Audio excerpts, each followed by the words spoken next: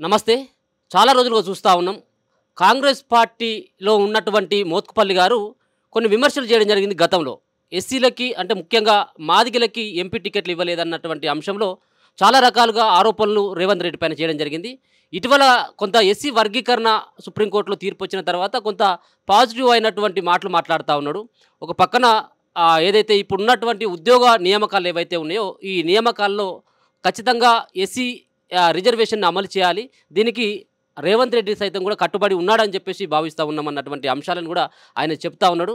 మరో పక్కన ఆయన యొక్క పేరు మార్చేటువంటి ప్రయత్నం కూడా ఈరోజు ప్రెస్ మీట్‌లో చేయడం జరిగింది. మరి రెడ్డి కాదు పెద్ద మాదిగ అన్నటువంటి వ్యాఖ్యలు కూడా చేయడం జరిగింది. చాలా అంశాలను కూడా ఒకసారి మాట్లాడేటువంటి ప్రయత్నం అయితే చేద్దాం. సార్ ఏమనుకుంటా ఉన్నారు? ఎస్సీ ఈ సంబంధించినటువంటి రిజర్వేషన్‌లని తెలంగాణలో ముందుగా అమలు చేస్తాడన్నటువంటి భావన మీకుందా? నమ్మకం మీకుందా? భారతదేశంలో ఆగస్టు 1 నాడు మాదిగలకు స్వతంత్రం వచ్చిన రోజున, సుప్రీంకోర్టు జడ్జిమెంట్ ఇచ్చిన రోజున, చంద్రచూడ్ లాంటి మహనీయుడు ఈ సామాజిక న్యాయం కోసం ఇవాళ వారు జడ్జిమెంట్ ఇచ్చినటువంటి రోజున అసలు రేవంత్ రెడ్డి గారు అసెంబ్లీలో ఆగస్టు 1 నాడు చేసిన ప్రకటన మాదిగ జాతి మొత్తాన్ని వాస్తవంగా చెప్పాలంటే కడుపు నిండిపోయింది.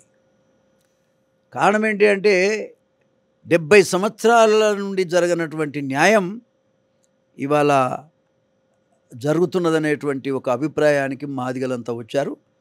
కాబట్టి రేవంత్ రెడ్డి గారి స్పందన మొత్తం భారతదేశంలో జడ్జిమెంట్ వచ్చిన తర్వాత ఎవరు కూడా చేయలేదు. మొదటి స్పందన రేవంత్ రెడ్డి గారు.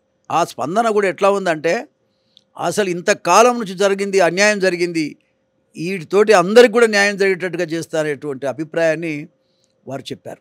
పోగా గ్రూప్ 1, గ్రూప్ 2, గ్రూప్ 3 అన్ని ఉద్యోగాల్లో కూడా అవసరమైతే ఆర్డినెన్స్ తీసుకొచ్చి నేను అమలు చేస్తాననే మాట వారు చెప్పారు.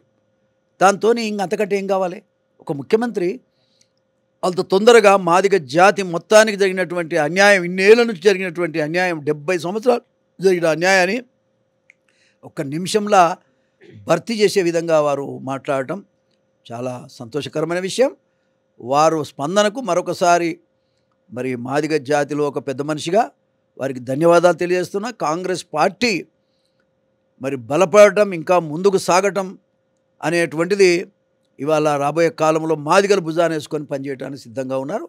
మేమంతా పనిచేస్తాం కార్యకర్తల్లాగా, మాకు పదవి అక్కర్లేదు. కానీ వాస్తవంగా చెప్తున్నా, నేను ఇది అమలు జరిగితే ఆర్డినెన్స్ తీసుకొస్తే వాస్తవంగా వారు పర్మిషన్ ఇస్తే అన్ని జిల్లాల్లో కూడా మరి రేవంత్ రెడ్డి గారికి ధన్యవాదాలు. కాంగ్రెస్ పార్టీకి పటిష్టం చేయటం, దానికోసం పెద్ద ఎత్తున మరి అన్ని జిల్లాల్లో కార్యక్రమాలు, ఆ తర్వాత హైదరాబాద్లో కూడా కని విని ఎరగని రీతిలో ముఖ్యంగా 80 లక్షల మందిని హైదరాబాద్ తీసుకొచ్చేటువంటి ఏర్పాటు కూడా చేస్తాం. తప్పకుండా పూర్తిగా రేవంత్ రెడ్డి గారికి అండగా ఉంటుంది మా జాతి అని ఈ సందర్భంగా మాదిగల తరపున ఈ సందర్భంగా నేను తెలియజేస్తా ఉన్నా. వారు వెంటనే ఆర్డినెన్స్ ఇష్యూ చేసి గ్రూప్ 1, గ్రూప్ 2, గ్రూప్ 3, తర్వాత టీచర్ ఉద్యోగాలు, తర్వాత అన్ని ఉద్యోగాలలో ABCD అమలు చేస్తానని చెప్పాడు. తప్పకుండా చేస్తారని నమ్మకం మాకుంది. వెంటనే అమలు చేయాల్సిందిగా కూడా నాకు విజ్ఞప్తి చేస్తా ఉన్నా.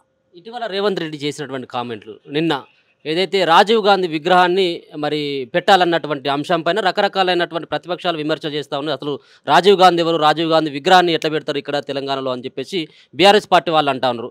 మీరు ఏ విధంగా చూస్తూ ఉన్నారు? రాజీవ్ గాంధీ విగ్రహం మన తెలంగాణలో పెట్టడం సమంజసం అని చెప్పేసి ఏమైనా భావిస్తూ ఉన్నారు? రాజీవ్ గాంధీ విగ్రహం తెలంగాణలో పెట్టొద్దనేటోడు ఇవ్వడండి. తప్పకుండా రాజీవ్ గాంధీ విగ్రహాన్ని, ఒక నెక్స్ట్ ప్రధానమంత్రి విగ్రహాన్ని పెట్టొద్దనేటువంటి హక్కెవరికి లేదు. కాకపోతే ప్లేస్ విషయంలో ఏదో ఉన్నట్టుంది. ఆ విషయంలో మరి ప్రభుత్వం నిర్ణయం తీసుకోవాలి. వాస్తవంగా నాకు పెద్దగా తెలియదు, ఆ ప్లేస్ ఎక్కడో కూడా నాకు తెలియదు. కాబట్టి రాజీవ్ గాంధీ విగ్రహం పెట్టొద్దని ఎవరు చెప్పరు నాకు తెలిసినంతవరకు. కాకపోతే ఏంటంటే మరి ఎక్కడ పెట్టాలనేటువంటి అభిప్రాయాలు ఉంటాయి, సహజంగా ఉంటాయి. కానీ గవర్నమెంట్ నిర్ణయం తీసుకుంటుంది, రేవంత్ రెడ్డి గారు నిర్ణయం తీసుకుంటారు, ముఖ్యమంత్రి. తెలంగాణ ప్రభుత్వం ఏర్పడి 9 నెలల కాలం కావస్తా ఉన్నటువంటి సందర్భంలో రేవంత్ రెడ్డి పరిపాలన ఏ విధంగా ఉందని చెప్పేసి భావిస్తాను? ఏ పరిపాలనతో నాకు సంబంధం లేదబ్బా. నా పరిపాలన ఒకటే. ఈ ABCD వర్గీకరణ చేస్తే అన్నీ అమలైనట్టే. ఏదో మనం ఏదో ఏ పార్టీ అయినా నిఖిల్ ఇస్తాం, రేషన్ కార్డు ఇస్తాం, ఇదా బతుకులు? అట్లా కాదు కదా. సామాజిక న్యాయం, ముఖ్యంగా రిజర్వేషన్లు ఎందుకు ఇచ్చారు అంటే దళిత వర్గాల్లో అన్ని కులాలకు మేలు జరగడానికి ఇచ్చారు. అయితే కొంతమందే దానివల్ల అనుభవించడం అనేది కూడా మంచిది కాదు. కాబట్టి అందరికీ సమన్యాయం చేసే దాంట్లో ఇవాళ ప్రభుత్వం ముందుకు పోతా ఉన్నది.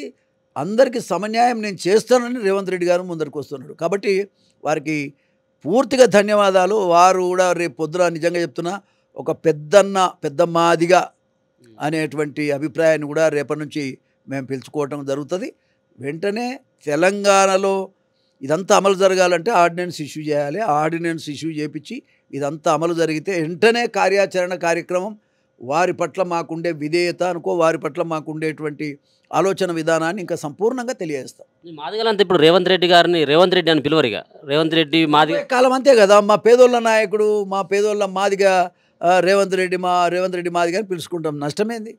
తప్పకుండా పిలుచుకుంటాం. ఇది అమలు జరగాలి. ఓకే, కేటీఆర్ కానీ బీఆర్ఎస్ పార్టీకి సంబంధించిన లీడర్లు కానీ రైతు ఏదైతే రుణమాఫీ సంబంధించిన అంశంలో పూర్తిగా ప్రభుత్వం అంతా కూడా విఫలమైపోయింది, రైతు రుణమాఫీ కాలేదు, ఇది చాతగానటువంటి ప్రభుత్వం అని చెప్పేసి అంటా ఉన్నారు. మీరు కాంగ్రెస్ పార్టీలో ఉన్నారు, మీరు వాళ్ళకి ఏ విధమైనటువంటి సమాధానం చెప్తారు? ఇవన్నీ రాజకీయాలు ఇప్పుడు నేను మాట్లాడదలుచుకోలే. నాకు ఏబిసిడి వర్గీకరణ ముఖ్యం తప్ప ఇక రాజకీయాలు కానీ మిగతా విషయాలు నాకు ఇది అమలు అయ్యేంత వరకు నాకు ఈ విషయం తప్ప నేను వేరే విషయం మాట్లాడదలుచుకోలేదు. అంటే మోత్కుపల్లి గారు రానున్నటువంటి రోజులలో కేవలం ఏబిసిడి వర్గీకరణ, రానున్నటువంటి రోజుల్లో ఎంపీగానో ఎమ్మెల్యేగానో లేకపోతే ఎమ్మెల్యేస్గానో చూసేటువంటి అండి ఇప్పుడైతే నాకు అవసరం లేదు. అది అమలు జరిగితే చాలు, నాకు అన్ని పదవులు ఉన్నట్టే. అది నేను అంటున్నా. అంటే మాదిగలకి ఇప్పటికే రేవంత్ రెడ్డి అన్యాయం చేసిండు, మాదిగలను దూరం చేస్తూ ఉన్నాడు. దాంట్లో భాగంగానే మోత్కుపల్లిని కూడా నన్ను కనీసం గేట్ దగ్గర కూడా రానిచ్చేటువంటి పరిస్థితి లేదు, నాకు కనీసం అపాయింట్మెంట్ ఇవ్వలేదని చెప్పేసి విమర్శించినటువంటి మీరు మరి ఈ రోజు మీకు అపాయింట్మెంట్ ఇచ్చి మీతో మాట్లాడేటువంటి పరిస్థితి ఏమైనా కనపడతా ఉందా? ఈ వర్గీకరణ తర్వాత మిమ్మల్ని నాకు ఇప్పుడు ఏది ముఖ్యం కాదు. ఏబిసిడి వర్గీకరణ అనేది జరిగితే నాకు ఏది అవసరం లేదు. కలిసి చెప్పాలి. నేను కలిసి చెప్పింది మీ మీడియా మీ ద్వారానే నేను చెప్తా ఉన్నా. లేదు ఏదైనా మాట్లాడాలనుకుంటే ఖచ్చితంగా వారు కనుక నేను రావడానికి అవకాశం ఇచ్చి మాట్లాడడానికి అవకాశం ఇస్తే ఖచ్చితంగా మాట్లాడతా.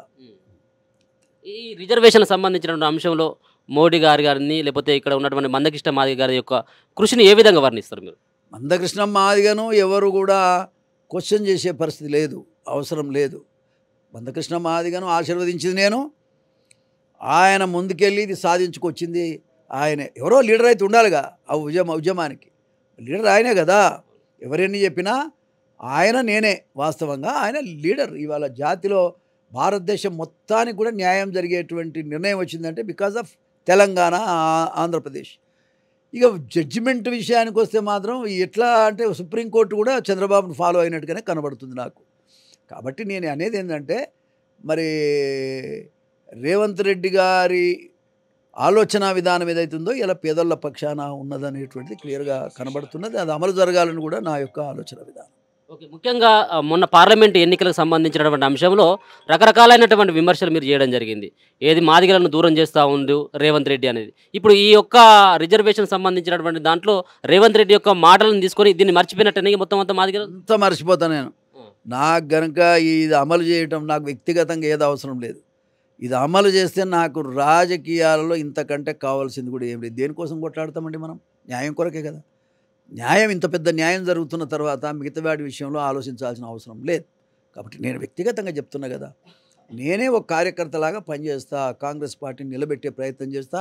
రేవంత్ రెడ్డి గారి పక్కన నిలబడి ఏ రకమైన పనైనా చేసి ఆయన నాయకత్వాన్ని రాబోయే కాలంలో కూడా బలపరుస్తా. అసలు మీకు మిమ్మల్ని రానిచ్చడం లేదు కదా, మీరు ఇంకా ఎట్లా పక్కన? అరే భగవంతుడా, రానియకపోయినా రానిచ్చినట్టే లెక్క. ఇప్పుడు నా జాతిని గౌరవిస్తుంటే నన్ను రానిచ్చినట్టే లెక్క కదా. ఏం దానికి ఇబ్బంది ఏముంది?